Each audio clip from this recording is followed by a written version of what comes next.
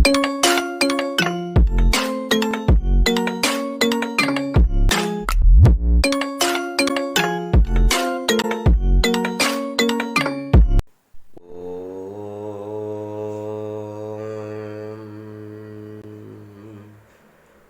மகாகுரப்யோ நமஹ. ஹரிஹி ஓம். ராதே கிருஷ்ணா. எல்லோருக்கும் நமஸ்காரம். இன்னைக்கு நம்ம ஸ்ரீ சாய் சச்சரித்தின் 5வது அத்தியாயத்தை பார்க்கலாம். இந்த 5வது அத்தியாயத்தில் முதல்ல நம்ம சந்த் பட்டேல் அப்படிங்கிற நபரோட திருமணத்தை பார்க்கலாம். அது எப்படி நடந்ததுன்னு. இப்போ இந்த சந்த் பட்டேல் யார் அப்படின்னு கேட்டால், ஒரு அவுரங்காபாத் டிஸ்ட்ரிக்டில் டூப் அப்படிங்கிற அந்த கிராமத்தில் இருந்த ஒரு ஜென்டில்மேன் அவர். அதனால் அந்த ஜென்டில்மேனுக்கு ரொம்ப மன திருப்தி இருந்தது, சாட்டிஸ்ஃபேக்ஷன் இருந்தது. அவர்கிட்ட இருக்கிறத வச்சு அவர் சந்தோஷமாக இருந்துட்டு இருந்தார். அப்படி இருக்கும்போது அவருக்கு என்ன ஆகுதுன்னா, ஒரு நாள் அவர் அவுரங்காபாத் அந்த இடத்துக்கு ட்ரிப்புக்காக போயிட்டு இருக்கார். ட்ரிப்புக்காக போகும்போது நம்ம இப்போ ட்ரிப்புக்காக போகிறோம்னா ஒன்று பைக்கில் போவோம், இல்லை காரில் போவோம், ஆட்டோவில் போவோம், இல்லை பஸ்ஸில் ட்ரெயின்லலாம் போவோம். ஆனால் அவர் பழங்காலத்தில் ட்ரிப்புக்கு போயிருக்காரு. அதனால் என்ன பண்ணுறாருன்னா, குதிரை சவாரியில் தான் போயிட்டுருக்கார். அதனால் ஒரு குதிரையை வச்சு அதுக்கு மேலே அவர் சேடலில் போட்டு அதுக்கு மேலே அவர் உட்காந்து போயிட்டுருக்கார். இந்த மாதிரி அவர் போயிட்டு இருக்கும்போது என்ன ஆகுது அப்படின்னு கேட்டால், அவர் கொஞ்சம் தூரம் போகிறார். அப்புறம் அவர் கலெக்ட் போயிடுறார். கொஞ்சம் நம்ம ரெஸ்ட் எடுத்துகிட்டு கொஞ்சம் ஓய்வு எடுத்துகிட்டு அதுக்கப்புறம் போகலாம் அப்படின்னு முடிவு பண்ணியிருக்கார். அதனால் அவர் ஓரமாக போயிட்டு கொஞ்சம் ரெஸ்ட் எடுக்கிறார்.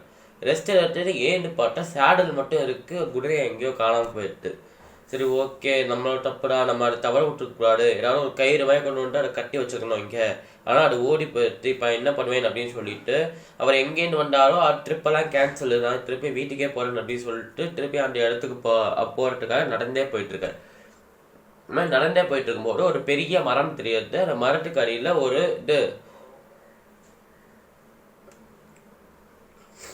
ஆனால் மரத்துக்கடியில் ஒரு 20-25 வயது இளைஞன் தெரியுது. அப்போ என்ன ஆகுதுன்னா, பாட்டா நல்லா மயக்கா, இவன்லாம் நல்லா கம்ஃபர்டபுளாக இந்த மரத்துக்கடியில் உட்காந்துருக்கான். இல்லை, நம்மளாம் இந்த வெயில் நடந்தே போக வேண்டியிருக்கு, நம்மளுக்கு ரெஸ்ட்டே கிடைக்காது இப்போ. ஏன்னா இப்போ ஒரு ராத்திரிக்குள்ளே வீட்டுக்கு போகணும், இல்லைன்னா கொடிய மிருகங்கள்லாம் இந்த இடத்துக்கு வர வாய்ப்பு இருக்குது அப்படின்னு சொல்லிட்டு அவர் கவலைப்பட்டுக்கிட்டே நடந்து போயிட்டுருக்கார். அந்த மாதிரி போகும்போது இந்த இளைஞன் என்ன பண்ணிருக்காரு அப்படின்னு கேட்டால், இவன் என்ன பண்ணுறான்னா, பைப்பில் ஸ்மோக் பண்ணுறதுக்காக என்ன பண்ணிருக்கான்னா, நெருப்பு அப்புறம் இந்த எல்லாமே தேடிட்டு இருக்கான். பைப் மாதிரி ஒன்று இருக்கும், அந்த காலத்தில் அதுதான் ஸ்மோக் பண்ணுவாள். இந்த இளைஞனை ஃபக்கீர் அப்படின்னு கூப்பிடுவா.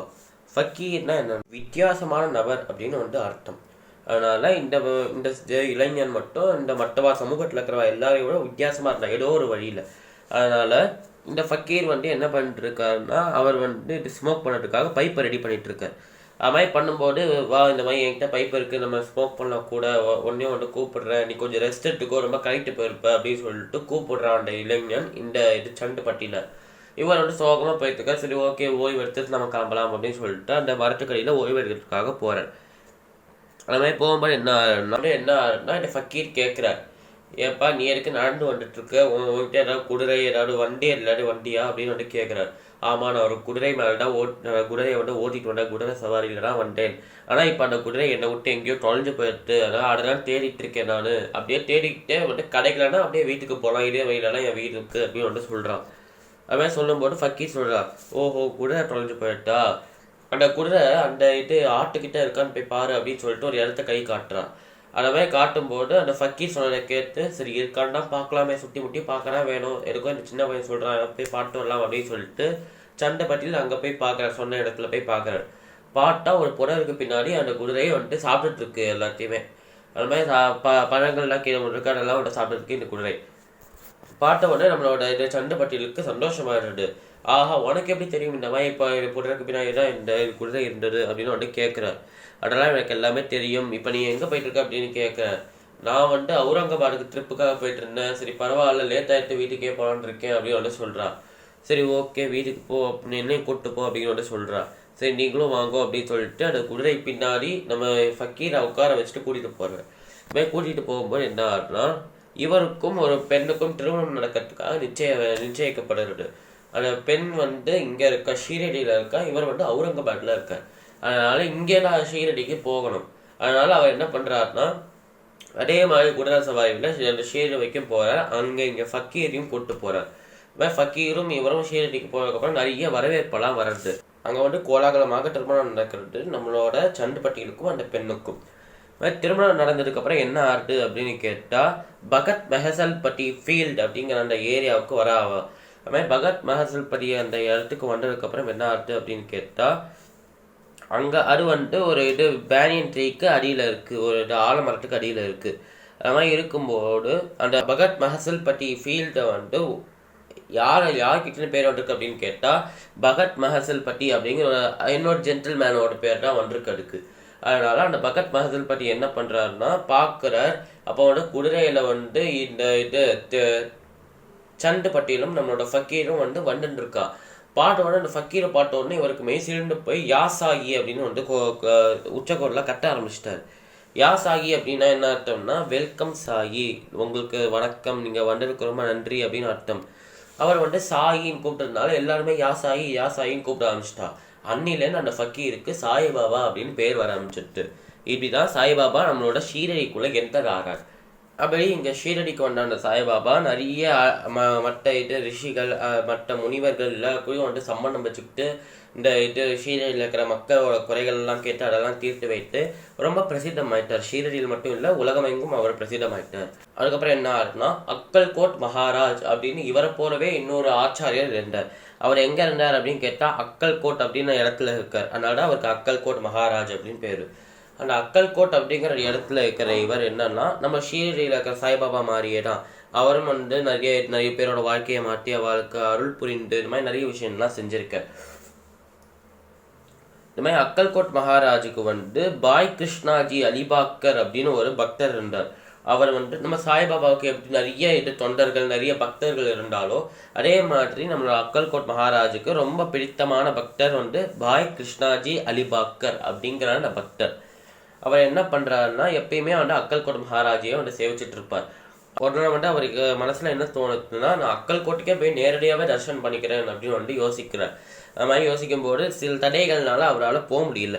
அதனால் என்ன பண்ணுறாருன்னா, அவர் வந்து ரொம்ப சோகத்தோட அன்று இரவை வந்து தூங்கியே கழிச்சிடுறார். இப்போ என்ன ஆகுதுன்னா, கனவுல அக்கல்கோட் மகாராஜையும் வந்து வரார். வந்த உடனே இதை பாடுறா, நீ வந்து என்னோட பக்தன் எனக்கு நல்லாவே தெரியும், ஆனால் உன்னால் என்கிட்ட வர முடியல, அக்கல்கோட்டுக்கு வர முடியல உன்னால், கவலைப்படாத, நான் வந்து ஷீரடியில் வந்து ஷீரடி சாய்பாபாவாக இருக்கிறேன். அதனால் அவரை போய் சேவிச்சு அவரோட பாடுகைகளை வந்து நீ தரிசனம் பண்ணி அவரோட பாடுகைகளை அங்கேயே ஸ்தாபனம் செஞ்சுட்டு வா அப்படின்னு வந்து சொல்கிறார். ஓஹோ, அப்போ ஷீரடியில் இருக்கிற சாய்பாபாவும் நம்மளோட அக்கல்கோட் மகாராஜும் தனித்தனி இல்லை, ரெண்டு பேரும் ஒன்னே தான் அப்படின்னு அப்பதான் புரியுது நம்மளோட பாய் கிருஷ்ணாஜி அலிபாக்கருக்கு. அவர் என்ன பண்ணுறாருன்னா, ஷீரடிக்கு போகிறார், பாபாவை வழிபடுறார், அவரோட பாடுகைகளை வந்து நம்ம வேப்ப மரத்துக்கு அடியில் வந்து வச்சுட்டு வர்றார். அதே அந்த பாடுகை தான் இப்போ வரைக்கும் இருக்குது. அதெல்லாம் வந்து எல்லாம் சேவிச்சுக்கிட்டு வரா. இந்த மாதிரி போட்டு நம்ம பாபாவுக்கு ரொம்ப பிடிச்ச ஒரே ஒரு ஹாபி என்ன அப்படின்னு கேட்டால், நம்ம பாபாவுக்கு வந்து இந்த லைட், இந்த மாதிரி வெளிச்சம் அப்படின்னாலே ரொம்ப பிடிக்கும். அது வந்து இந்த உலகத்தில் இருக்கிற வெளிச்சமாக இருந்தாலும் சரி, இல்லை பிரம்ம ஜோதி அப்படின்னு அழைக்கப்படுற அந்த பரபிரம்மத்திலேருந்து வர அந்த ஜோதியாக இருந்தாலும் சரி, அவருக்கு வந்து வெளிச்சம் அப்படிங்கிறது ரொம்ப பிடிக்கும். அதனால் என்ன பண்ணுறாருன்னா, எப்போ பட்டாலும் அவர் வந்து காசே கொடுக்காமல் இந்த மாதிரி கடைக்காரர்கள்கிட்டேருந்து எண்ணெயை வாங்குவார். எதுக்கு எண்ணெயை வாங்குவா அப்படின்னு கேட்டால், இந்த மாதிரி தீபங்கள்லாம் ஏற்றி அதிலேருந்து வர வெளிச்சத்தை ரசிக்கிறதுக்காக அவர் என்ன பண்ணுவார்னா, காசே கொடுக்காம கடன் வாங்கி இந்த மாதிரி எண்ணெய்கள் நிறைய வச்சு அவர் வந்து அதில் தீபத்தில் ஊட்டி அதில் வந்து ஏற்றுவார். இந்த மாதிரி இருக்கும்போது இந்த கடைக்காரர்கள் எல்லாமே, அந்த கடைக்கு சொந்தக்காரர்கள் எல்லாமே என்ன நினைப்பானா, காசே கொடுக்க மாட்டேங்கிறார், ஆனால் எப்போ பார்த்தாலும் வந்து அந்த எண்ணெயை மட்டும் எடுத்துகிட்டு போயிடுறார், அதனால் நம்மளுக்கு என்ன வியாபாரம் வந்து சரியாகவே நடக்கிறதில்ல, இவரால் நம்மளுக்கு பெரிய நஷ்டம் ஏற்படுறது, அதனால் இவருக்கு இனிமேல் எண்ணெயே கொடுக்கக்கூடாது அப்படின்னு வந்து தீர்மானம் செஞ்சுட்டா. அது மாதிரி தீர்மானம் செஞ்சதுக்கப்புறம் என்ன ஆகுதுன்னா, பாபா திருப்பி ஒரு நாள் வரார், வந்துட்டு என்ன கேட்குறார், தரமாட்டோம் அப்படின்னு வந்துட்டு எல்லாருமே வந்து ஒன்றா சொல்கிறா. இப்போ பாபா என்ன பண்ணுறாருன்னா, திருப்பி மஸ்ஜிதுக்கு போகிறார். மஸ்ஜிதுக்கு போனதுக்கப்புறம் அவர் இடத்துல தீபங்கள்லாம் வந்து வெறுமனை காஞ்சி போனால் அந்த திரிகள் மட்டும் இருக்குது. அந்த திரிகளை வெறுமனையே ஏற்ற முடியாது, ஏற்றலாம் அவ்வளோ வெளிச்சம் வராது. நான் வந்து எண்ணெய் ஊட்டினாதான் ஏற்ற முடியும் அப்படின்னு சொல்லிட்டு, சரி நம்மளோட டப்பா கொஞ்சம் எண்ணெய் இருக்கா அப்படின்னு பார்க்கலாம்னு சொல்லிட்டு அவர் ஒரு ஓரத்தில் வச்சுருந்த அந்த எண்ணெய்கள் கண்டெயின் பண்ணுற அந்த டப்பாவை எடுத்து பார்த்தா 2 சொட்டு எண்ணெய் இருக்குது. ஆனால் 2 சொட்டு எண்ணெயை வந்து அவர் வாய்க்குள்ளே போட்டுக்கிட்டு கொஞ்சம் தண்ணியும் வந்து முழுங்குறாரு. இந்த மாதிரி முழுங்கிட்டு என்ன ஆகுதுன்னா கொஞ்ச நேரத்தில் அவர் வாய்வழியாக அந்த முழுங்கின அந்த தண்ணியை வந்துட்டு முழுங்கலை அந்த வாயில தான் வச்சிருக்கார். அதனால் வாயில் வச்சிருந்த அந்த தண்ணியை வந்துட்டு துப்புறார். துப்பின உடனே அந்த இது தண்ணியை வந்துட்டு இந்த டீப்பட்டில் துப்பின உடனே அந்த இது காஞ்சு போன அந்த திரியை வந்துட்டு ஏற்றுறார். ஏற்றினா இது அந்த இவ்வளோட்டையும் வந்துட்டு அந்த கலைக்காரர்கள் பாட்டுட்டு இருந்தார். நம்ம எண்ணெயே கொடுக்கல, இவர் எண்ணெய் இல்லாமல் எப்படி ஏற்றுறான்னு பார்க்கலாம் அப்படின்னு சொல்லிட்டு சவால் விட்டுட்டு வரா. இந்த மாதிரி வந்ததுக்கப்புறம் அவர் அப்போ ஏற்றுறார். அது வந்து நல்லா எரியுது. ஆனால் சாத தண்ணியில் இவ்வளோ அழகாக எரியாடே அப்படின்னு கடைக்காரர்களுக்கும் சந்தேகம். என்ன ஆறதுனா சாய்பாபா 2 சொட்டு எண்ணெயை விட்டுட்டு அந்த தண்ணியை விடும்போது அந்த தண்ணி வெளில வந்தது. எல்லாரும் பார்க்கும்போது அந்த தண்ணியால் தெரிஞ்சிடும் எல்லாருக்கும். ஆனால் அந்த 2 சொட்டு எண்ணெயும் இந்த தண்ணியும் அவர் கலந்து அது எண்ணெயாகவே மாட்டிட்டார். இவ்வளோ அற்புதங்கள், இவ்வளோ அதிசயங்கள் செஞ்சுருக்க நம்மளோட சாய்பாபா. இப்போ இந்த 5வது அத்தியாயம் இதோட முடியறது. 6வது அத்தியாயத்தில் என்ன ஆனது அது வந்து அடுத்த வியாழக்கிழமை பார்க்கலாம். ஸ்வஸ்தி பிரஜாபிய பரிபாலயந்தாம் நியாயேன மார்கேன மகிம் மகீஷாः கோப்ராமணேபிய சுபமஸ்து நித்யம் லோகா சமஸ்தா சுகினோ பவந்து. ராதே கிருஷ்ண சர்வம் ஸ்ரீ கிருஷ்ணார்ப்பணமஸ்து.